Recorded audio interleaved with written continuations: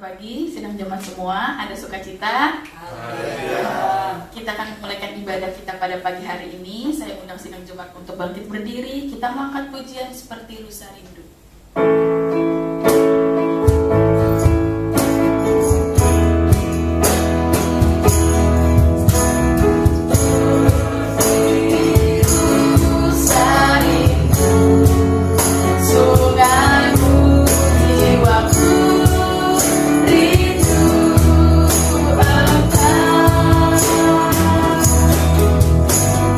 Kaulah Tuhan hasrat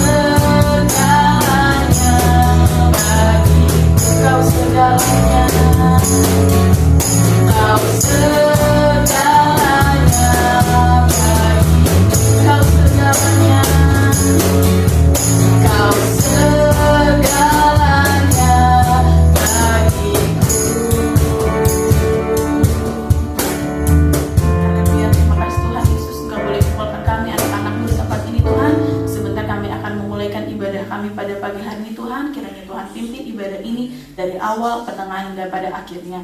Tuhan, kami berdoa Tuhan, kalau ada kuasa roh jahat iblis yang ingin mencoba-coba mengganggu kami tolak tengking di dalam nama Tuhan Yesus Kristus. Terima kasih Tuhan Yesus, kami ingin memulaikan ibadah ini hanya di dalam nama Tuhan Yesus Kristus. Haleluya, amin. Shalom, kita masih tetap bangkit berdiri. Kita mau memuji Tuhan karena dialah sumber kekuatan bagi kita. Sebab itu kita mengangkat pujian betapa hebat.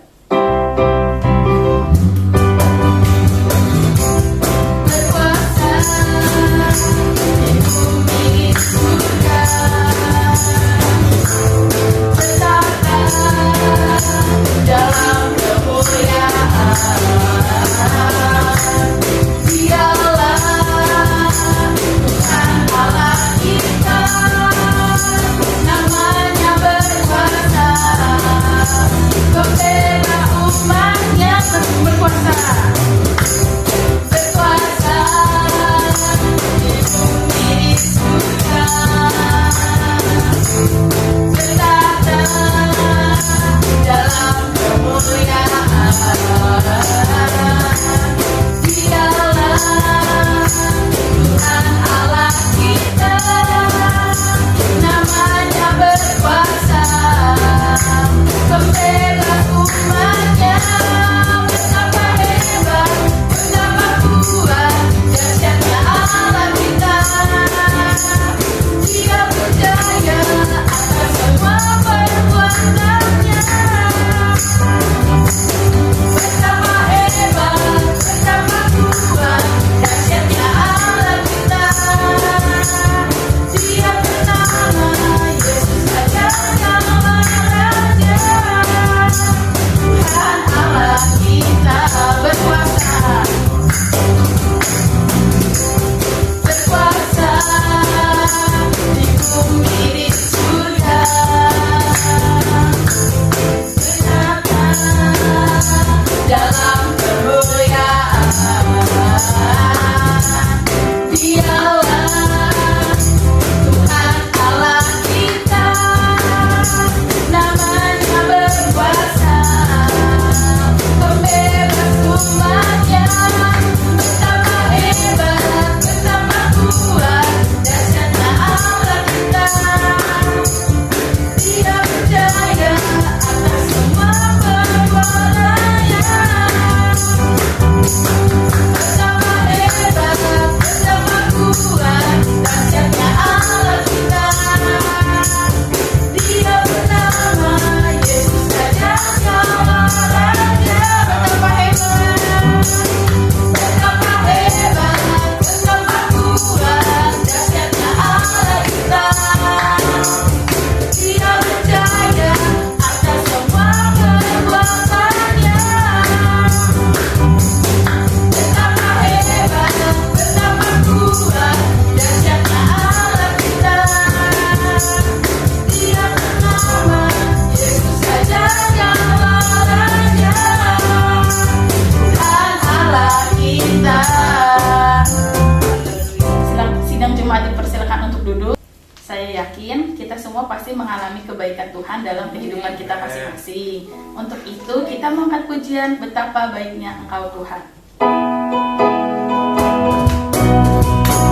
Betapa baiknya Engkau Tuhan, kasih-Mu tiada berkesudahan. Betapa mulia kasih-Mu Yesus, jiwaku diselamatkan Tuhan. Betapa baiknya Engkau Tuhan, kasih-Mu tiada berkesudahan. Betapa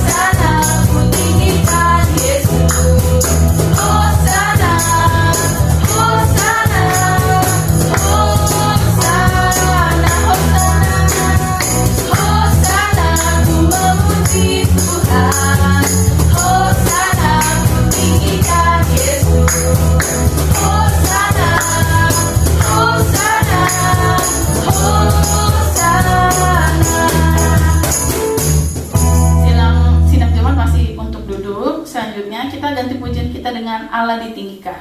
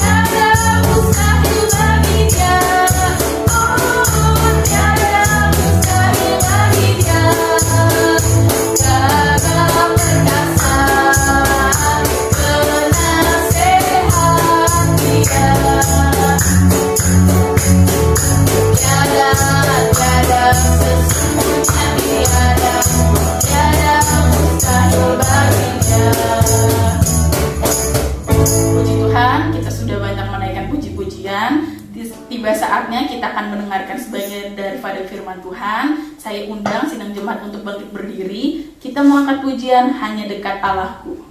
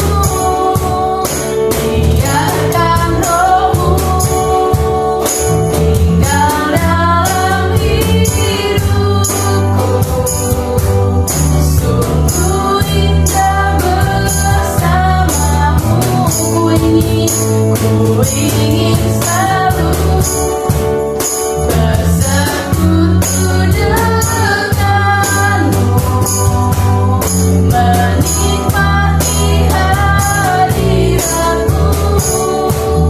Biarkan Rohmu tinggal dalam hidupku. Sungguh indah bersamamu, sungguh indah bersamamu, sungguh indah bersamamu selamanya. Haleluya, terima kasih Tuhan, kami sudah banyak menaikkan puji-pujian Tuhan. Tiba saatnya kami mau siapkan hati kami ya Tuhan untuk mendengarkan firman-Mu ya Tuhan. Kami berdoa Tuhan untuk Ibu Gembala kami Tuhan, agar Tuhan pakai lebih lagi. Terima kasih Tuhan Yesus, kami siap untuk mendengarkan firman-Mu hanya di dalam nama Tuhan Yesus Kristus. Haleluya, amin. Puji Tuhan, kita sudah banyak memuji Tuhan. Saatnya kita akan siapkan hati kita untuk mendengar firman Allah. Langsung saja firman Allah pada pagi hari ini saya berikan judul Israel sebagai peringatan. Sesuai dengan perikop, ya, kita akan sama-sama baca di dalam 1 Korintus pasal 10. Saya akan membacakan mulai ayat pertama sampai ayat yang kelima. Israel sebagai suatu peringatan. Aku mau supaya kamu mengetahui, saudara-saudara, bahwa nenek moyang kita semua berada di bawah perlindungan awan, dan bahwa mereka semua telah melintasi laut untuk menjadi pengikut Musa. Mereka semua telah dibaptis dalam awan dan dalam laut. Mereka semua makan makanan rohani yang sama, dan mereka semua minum minuman rohani yang sama, sebab mereka minum dari batu karang rohani yang mengikuti mereka, dan batu karang itu ialah Kristus. Ayat 5. Tetapi sungguh pun demikian, Allah tidak berkenan kepada bagian yang terbesar dari mereka, karena mereka ditewaskan di padang gurun. Nah, saudara, kembali pada pagi hari ini firman Tuhan mengingatkan kita umat Tuhan, supaya pelajaran yang terjadi, yang pernah dialami bangsa Israel itu tidak kita alami. Di sini diceritakan bahwa bangsa Israel itu mendapat perlindungan dari Tuhan yang luar biasa. Ada tiang awan, ada tiang api, ada makanan jasmani, makanan rohani, dan semua mendapatkan sama rata. Tidak ada yang tidak melihat dan menikmati kasih kemurahan Tuhan ini. Dalam perjalanannya menuju ke tanah perjanjian, mereka semua merasakan betapa Tuhan baik, dahsyat, luar biasa, penyedia, penyembuh, penolong, penghibur. Tetapi, saudara, ayat yang kelima, tetapi sungguh pun demikian Allah tidak berkenan kepada bagian yang terbesar dari mereka, karena mereka ditewaskan di padang gurun. Rupanya tidak semua bisa masuk ke tanah perjanjian. Bahkan sebagian besar tewas di padang gurun itu. Hanya sedikit yang bisa masuk, yaitu angkatan Yosua dan Kaleb. Yang lain-lain mereka sudah tewas di padang gurun. Mengapa? Nah, kalau kita baca ayat yang ke-6, inilah penyebab kenapa bangsa Israel ini tidak sampai ke tujuan. Termasuk Musa, dia tidak bisa masuk ke tanah perjanjian. Ayat yang ke-6, semua ini telah terjadi sebagai contoh bagi kita untuk memperingatkan kita, supaya jangan kita menginginkan hal-hal yang jahat seperti yang telah mereka perbuat. Yang pertama yang menyebabkan bangsa Israel tewas di padang gurun, tidak sampai kepada tanah perjanjian, adalah karena ada niat jahat di dalam hati mereka. Ada niat jahat. Memang tidak ada orang yang bisa membaca hati, tapi Tuhan melihat hati. Karena di dalam Mazmur 66 ayat 18 dikatakan, seandainya ada niat jahat dalam hatimu, tentulah Tuhan tak mau mendengar. Di dalam berdoa, di dalam beribadah, kita juga tidak boleh memiliki niat jahat dalam hati. Hati itu gak ada orang lain yang tahu, yang bisa menilai hanya Tuhan. Bahkan Tuhan pernah bilang kepada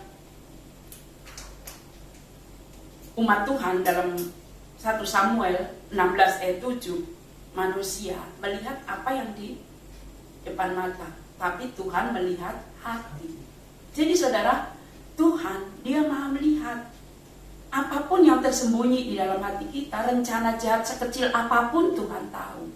Nah, Tuhan mau sebagai pengikut Tuhan Yesus Kristus, kita yang sudah mendapat kasih karunia, berkat, anugerah yang sama yang dari Tuhan, jangan sampai dalam pengiringan kita kepada Tuhan di hari-hari ini punya niat jahat di dalam hati.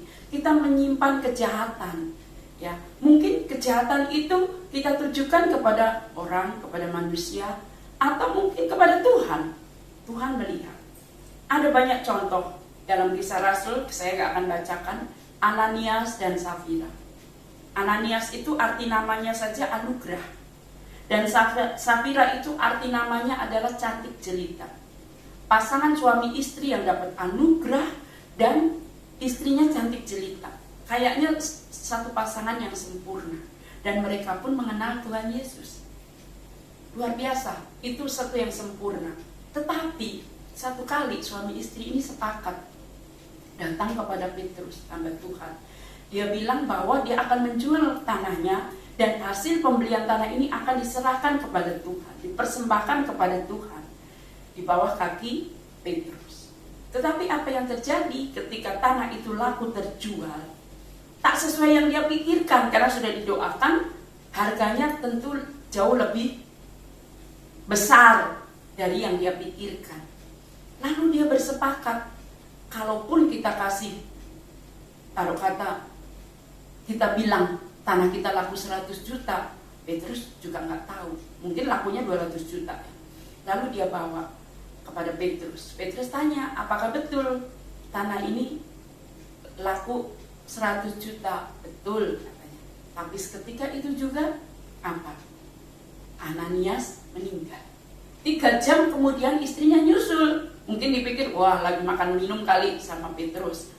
Tapi ternyata orang-orang di situ bilang, baru saja orang menggotong suamimu keluar, dan Safira pun mati. Jadi saudara, menyimpan niat jahat dalam hati itu merupakan dosa. Mungkin ketika itu mati seketika, tapi saat ini mungkin yang mati rohani kita.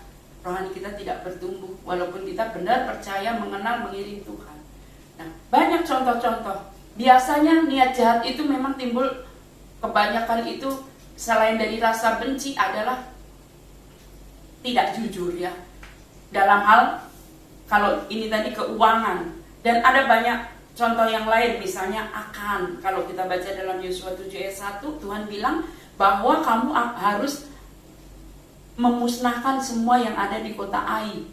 Kota Ai itu kecil, kota besar aja menang. Tapi ketika berperang, bangsa Israel melawan kota Ai kalah. Kenapa? Ternyata ada sesuatu yang disembunyikan. Akan melihat barang yang berharga, mahal-mahal, dia mengambil lalu menimbun di dalam tanah. Gak ada orang lain yang tahu, tapi Tuhan melihat. Jadi dosa sekecil apapun Tuhan lihat. Itu yang membuat akhirnya akan dibunuh, akan dihukum, hukum bakar, saudara. Juga bangsa Israel, ketika mereka punya niat jahat, mereka mati di padang gurun. Dan banyak contoh Gehazi. Kalau Gehazi dia tidak mati, ya. Ketika Naaman dia mau mempersembahkan korban kepada Nabi Elia, kemudian Elia bilang, bawalah persembahanmu kembali pulang ketika habis disembuhkan dari sakit kusta. Tetapi Gehazi mendengar dari balik tirai, mungkin sayang sekali ini, udah jauh-jauh seorang panglima jenderal bawa persembahan kok nggak diterima, ya. Karena memang jenderal ini kan nggak masuk ke rumah Elia, dia hanya disuruh keluar lalu mandi di sungai Yordan. Nah, apa yang terjadi ketika Gehazi bilang, ada tamu di rumah Nabi, ada tamu, jadi saya akan mengambil persembahan tadi. Gak ada orang lain tahu, Nabi Elia pun tidak tahu. Tetapi apa yang terjadi, saudara? kusta dari Naaman hinggap kepada Gehazi. Jadi saudara, namanya dosa, walaupun manusia tidak tahu, tapi Tuhan Maha tahu. Contoh lain siapa? Yudas. Semua orang yang punya niat jahat, Yudas kan punya niat jahat, walaupun dengan ciuman, itu di balik ciuman ada niat jahat menjual Yesus. Matinya apa? Semua isi perutnya keluar. Kalau saudara baca di dalam Injil Matius, semua isi perutnya keluar, mati bunuh diri itu Yudas. Jadi saudara, Tuhan mau supaya kita tidak memiliki niat jahat di dalam hati kita. Karena kalau kita menyimpan niat jahat, maka sia-sia pengiringan kita kepada Tuhan. Kita harus bereskan, kita harus bersihkan, kita harus mengaku di hadapan Tuhan. Kalau selama ini mungkin hati kita ada niat jahat, entah itu benci, atau itu dendam, apapun itu kepada siapapun, biarlah kita bereskan di hadapan Tuhan, supaya kita tidak seperti bangsa Israel, mati di padang gurun. Itu yang pertama. Yang kedua, kalau kita baca di dalam ayat yang ke-7, demikian firman Tuhan, dan supaya jangan kita menjadi penyembah-penyembah berhala, sama seperti beberapa orang dari mereka, seperti ada tertulis, maka duduklah bangsa itu untuk makan dan minum, kemudian bangunlah mereka dan bersukaria. Di sini dikatakan jangan kita menjadi penyembah-penyembah berhala. Mungkin saudara berkata, oh saya murid Kristus, saya pelayan Yesus, saya nggak mungkin menyembah berhala. Tetapi saudara, menyembah berhala itu bukan hanya menyembah pohon keramat, menyembah kuburan keramat, menyembah patung, bukan hanya itu. Tapi ketika saudara dan saya mencintai sesuatu lebih dari Tuhan Yesus, sesuatu itulah berhala. Apa itu sesuatu? Bisa pekerjaan. Mungkin saudara cinta pekerjaan, siang malam bekerja, lupa berdoa, lupa beribadah. Itu berhala dan Tuhan tidak senang. Walaupun benar saudara orang Kristen, tapi kalau kita mencintai pekerjaan lebih dari Tuhan, maka itu adalah dosa, dan dosa akibatnya ada hukuman. Hobi juga bisa jadi berhala. Mungkin saudara hobinya olahraga, tiap hari olahraga, lupa yang lain-lain. Terlebih lupa berdoa dan beribadah kepada Tuhan. Hobi itu bisa jadi berhala. Juga mungkin kalau dalam keluarga, biasanya kalau punya anak baru melahirkan gitu, saking cintanya kepada itu anak, kita sibuk ngurus anak, sehingga lupa untuk beribadah, lupa untuk berdoa. Anak pun bisa jadi berhala. Jadi pada pagi hari ini Tuhan mengingatkan kita supaya apa? Kita mengutamakan Tuhan. Karena hukum Taurat itu yang pertama bilang apa? Di dalam Keluaran 20, jangan ada padamu ilah lain. Jadi jangan sampai kita memberhalakan apa? Biarlah kita mengasihi Tuhan dengan segenap hati. Kita hanya mencintai Tuhan. Matius 22 ayat 37 dikatakan, Tuhan mau supaya kita mengutamakan Tuhan, mengasihi Tuhan dengan segenap hati, jiwa, dan akal budi. Jadi cinta kita kepada Tuhan tidak terbagi kepada apapun. Nah, berhala itu juga bisa berupa kebiasaan buruk. Kebiasaan buruk misalnya orang yang suka minum minuman keras, dia tidak bisa melepaskan kebiasaan buruk itu minuman keras sudah jadi berhala. Karena dia kalau nggak ketemu itu minuman keras, dia nggak bisa tidur. Juga mungkin rokok, ya sesuatu yang mengikat, narkoba, itu juga menghalangi langkah iman kita sehingga tidak sampai kepada tujuan. Sebab itu pagi ini firman Tuhan mengingatkan supaya jangan kita terikat kepada apapun yang di dunia ini. Tapi mari hati kita terikat, terpaut hanya kepada Tuhan. Itu maunya Tuhan. Karena Tuhan mau supaya tidak ada berhala di dalam hidup kita. Seperti dalam 1 Korintus 10 ini ayat 14, di situ dikatakan, karena itu saudara-saudaraku yang kekasih, jauhilah penyembahan berhala. Ya, jadi berhala tidak selalu patung, hobi, sesuatu yang kita cintai lebih dari Tuhan, itu berhala. Mari kita jauhi semua itu. Kemudian yang ketiga, dalam 1 Korintus 10 ayat 8, demikian firman Tuhan, janganlah kita melakukan percabulan seperti yang dilakukan oleh beberapa orang dari mereka, sehingga pada pada satu hari telah tewas 23.000 orang. Bayangkan, satu hari tewas 23.000 orang. Ternyata Tuhan sangat membenci apa yang namanya percabulan. Apa itu percabulan? Kita semua tahu, cabul itu adalah berzina. Ya, berzina itu melakukan hubungan suami istri sebelum menikah. Itu namanya berzina. Tetapi Yesus di dalam Matius 5 ayat 28 memandang perempuan dan menginginkannya, itu juga sudah disebut berzina. Itu juga cabul. Jadi melihat gambar porno, film porno, itu juga perbuatan cabul. Dan ternyata Tuhan tidak suka bait Allah dikotori oleh perbuatan cabul. Dalam satu hari Alkitab mencatat 23.000 orang tewas karena perbuatan cabul bangsa Israel. Sehingga mereka tidak sampai ke tanah perjanjian. Padahal mereka makan mana, mereka mengalami mujizat Tuhan tiap hari. Tetapi itu tidak jaminan mereka sampai pada tujuan.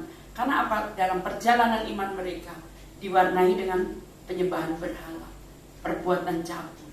Nah, kemudian lanjut, yang keempat, di dalam ayatnya yang ke-9, dan janganlah kita mencobai Tuhan seperti yang dilakukan oleh beberapa orang dari mereka, sehingga mereka mati dipagut ular. Nah, ada sebagian umat Tuhan ini yang matinya dipagut ular. Kenapa? Karena mereka mencobai Tuhan. Mungkin saudara bertanya, apa sih itu mencobai Tuhan? Mencobai Tuhan itu mungkin ya, saudara ada yang sakit paru-paru mungkin. Nah, dokter bilang berhenti merokok Pak, karena Bapak sakit paru-paru. Dalam nama Yesus. Nah, itu namanya mencobai Tuhan. Kalau namanya sakit suruh pantangannya jangan dimakan, kita nekat, itu namanya mencobai Tuhan. Contoh lain, mungkin ketika saudara, biasanya Bapak Ibu nih kolesterol tinggi, ya kan, jangan makan daging, apalagi kambing kan tinggi.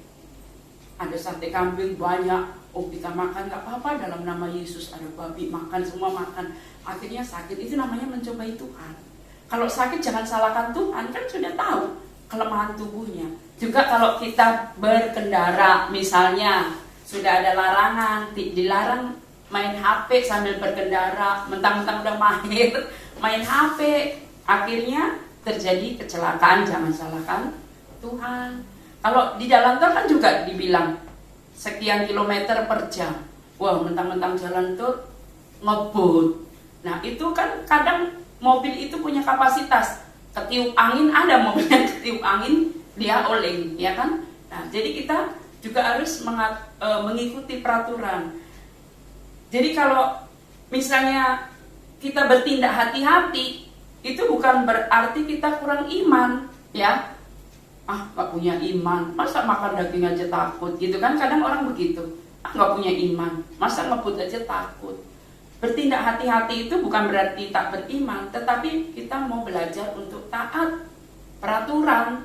Kalau sama Tuhan aja, yang manusia kelihatan kita gak bisa taat, apalagi sama Tuhan. Juga di masa corona seperti ini, kan sering kita diingat-ingatkan, pulang pergi dimanapun kalau bisa cuci tangan, ya kita lakukan cuci tangan, pakai masker, jaga jarak. Kan banyak orang, sebagian kalau saya dengar itu nggak punya iman, gitu aja takut. Kita bukannya nggak punya iman, tetapi kalau kita tahu bahaya, ya jangan mendekat, ya kita lebih baik menghindar. Kalau orang itu namanya mencobai Tuhan, sudah dilarang tetapi nekat, itu namanya mencobai Tuhan. Jadi jangan heran kalau mati dipagut ular seperti bangsa Israel ini.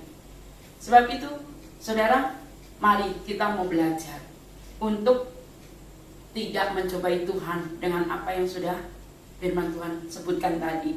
Lanjut, yang kelima, kalau kita baca di dalam 1 Korintus 10 ayat 10, di situ dikatakan, dan janganlah bersungut-sungut seperti yang dilakukan oleh beberapa orang dari mereka, sehingga mereka dibinasakan oleh malaikat maut.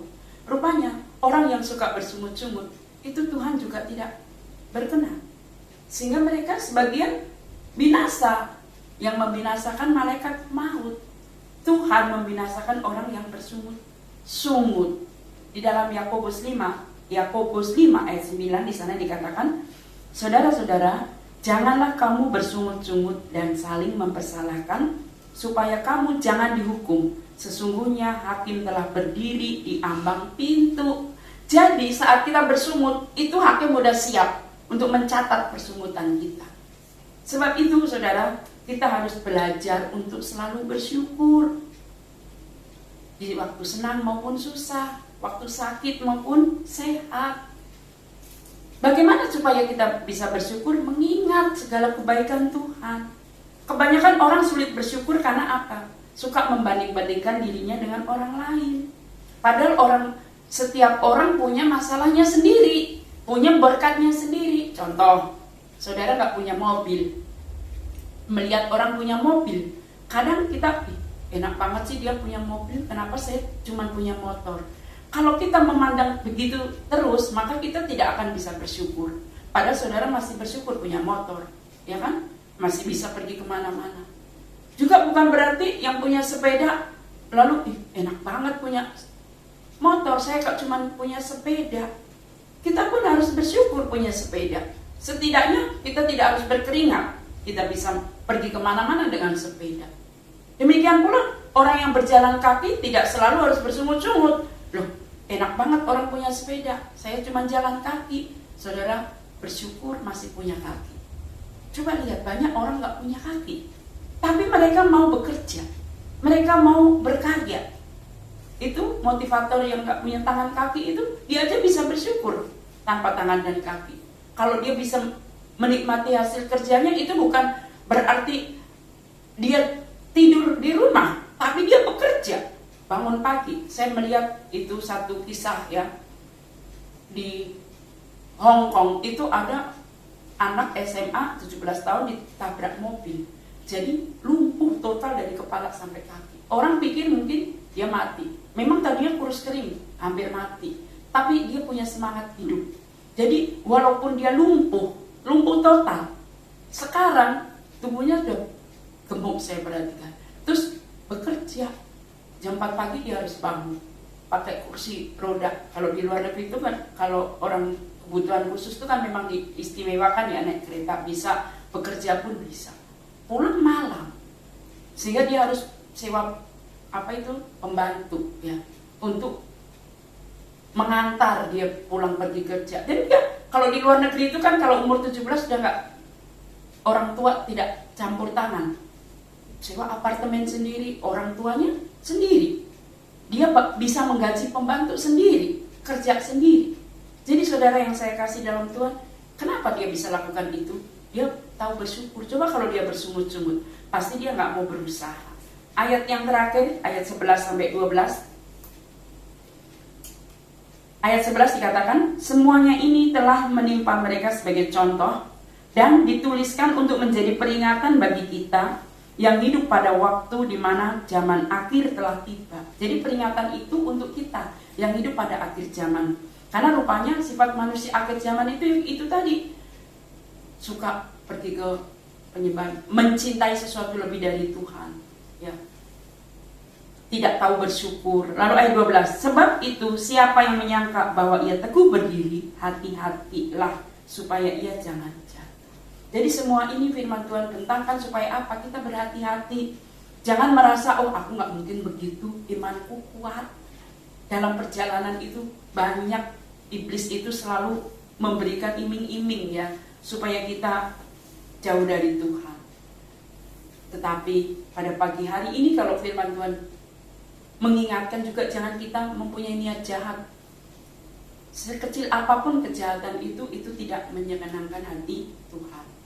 Pagi ini mari kita mau jujur pada Tuhan.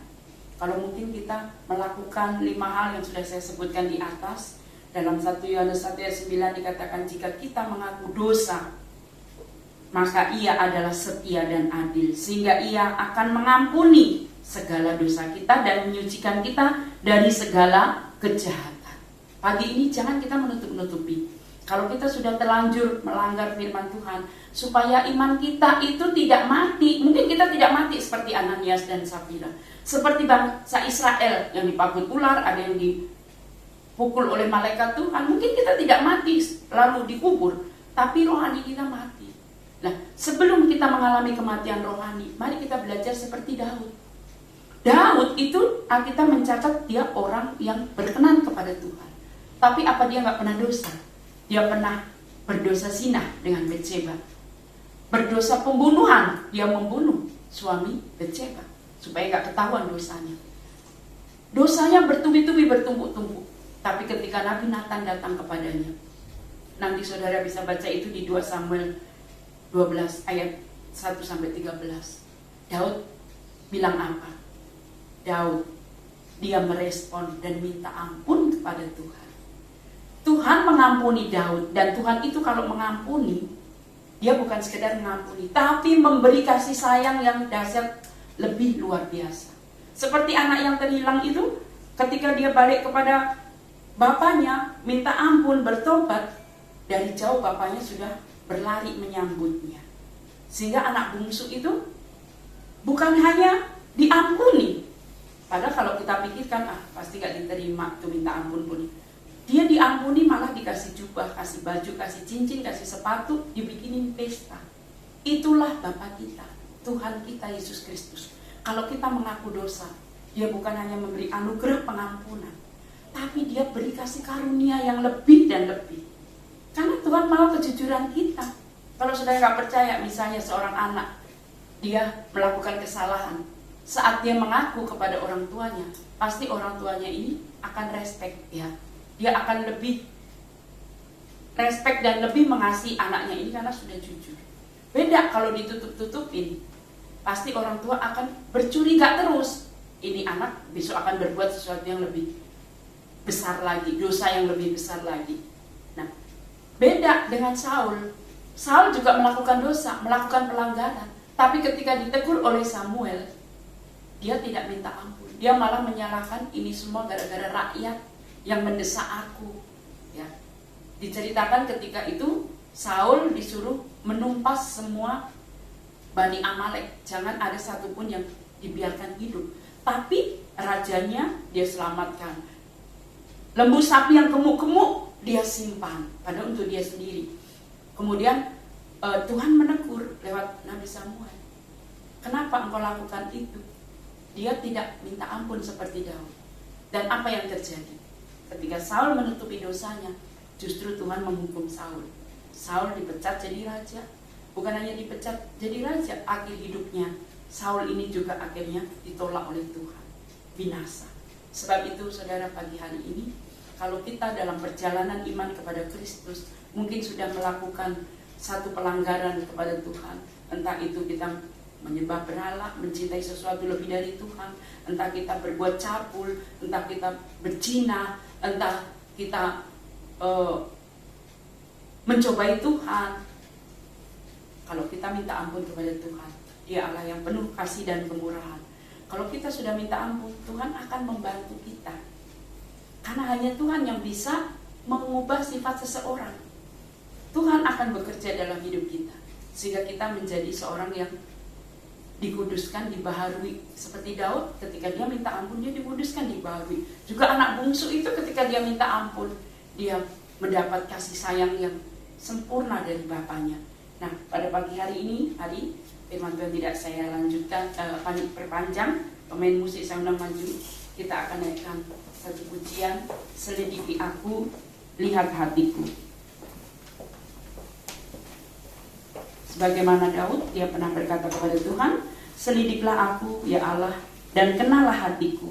Ujilah aku dan kenalah pikiran-pikiranku. Dalam Mazmur 139 ayat 23. Itu rahasia kenapa walaupun Daud pernah berbuat dosa, penumpahan darah,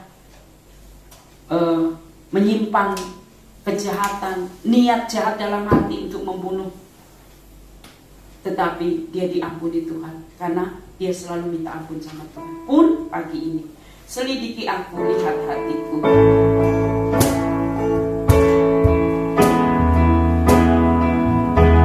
Selidiki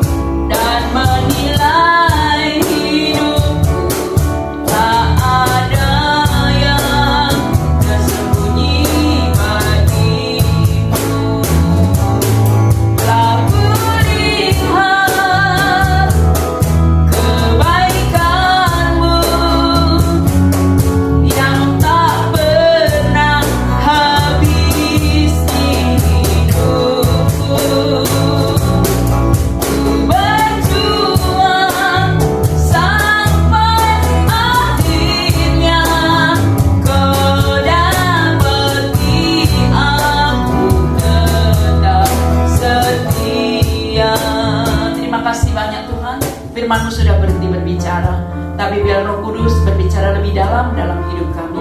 Kami bangga bersyukur punya Allah yang selalu mengingatkan kami, menasihati kami, supaya kami tidak kehilangan keselamatan dalam perjalanan pengiringan kami kepada Engkau, seperti umat Tuhan bangsa Israel yang banyak binasa di tengah perjalanan mereka, karena mereka memiliki niat jahat dalam hatinya, karena mereka menyembah kepada berhala, bahkan mereka berbuat cabul, berzinah, dan mencobai Tuhan. Tuhan, kalau Engkau dapati kami, mungkin dalam pengiringan kami kepada Engkau, seringkali juga kami memiliki niat jahat, seringkali kami menduakan Tuhan, seringkali kami tidak tahu bersyukur, tapi bersungut-sungut. Pagi hari ini firman-Mu mengingatkan bahwa Engkau Allah yang maha mengampuni. Sekalipun dosa kami merah seperti kirmisi, ketika kami datang, Engkau Allah yang setia. Engkau mengampuni kami, ampuni kami dan mampukan kami untuk melangkah ke depan dengan takut akan Tuhan, dengan senantiasa tidak menyimpan niat jahat dalam hati, tetapi setiap akar pahit, niat jahat, kami mau kubur bersama segala keinginan daging kami mau kubur. Biarlah Tuhan yang memampukan kami semua. Terima kasih banyak Bapak, berkati seluruh pelayan Tuhan yang sudah melayani Tuhan pagi ini, juga seluruh jemaat-Mu besar, kecil, tua, muda, pria, wanita. Tidak ada seorang pun yang tidak diberkati Tuhan dalam pekerjaannya, baik di kantor, baik wirausaha, baik bekerja di rumah. Tuhan, Engkau memberkati. Yang duduk di bangku sekolah, kuliah, Tuhan pun memberkati. Bahkan Tuhan Yesus yang sudah mengembalikan milik Tuhan, berkorban, korban Natal, korban mengembalikan milik Tuhan, semuanya Tuhan balas memberkati. Terima kasih banyak Bapak, terima kasih Tuhan. Kami juga bersyukur kalau Kau sudah sembuhkan hasil yang baik untuk Cika, Bernard, dan Berlin. Tuhan terus pulihkan kesehatan anak-anak kami ini. Untuk Ibu Lis, Tuhan terus memulihkan sehingga nama Tuhan dipermuliakan di tengah keluarga Ibu Elis. Terima kasih banyak Bapak. Sekarang saudaraku yang dikasihi oleh Tuhan Yesus Kristus, pulanglah ke rumah masing-masing, bawalah berkat yang datang dari Allah Bapa, Allah Putra, Allah Roh Kudus. Tuhan Yesus Kristus menyertai kita semua hari ini sampai Maranatha. Kami terima berkat Tuhan dalam nama Yesus. Amin.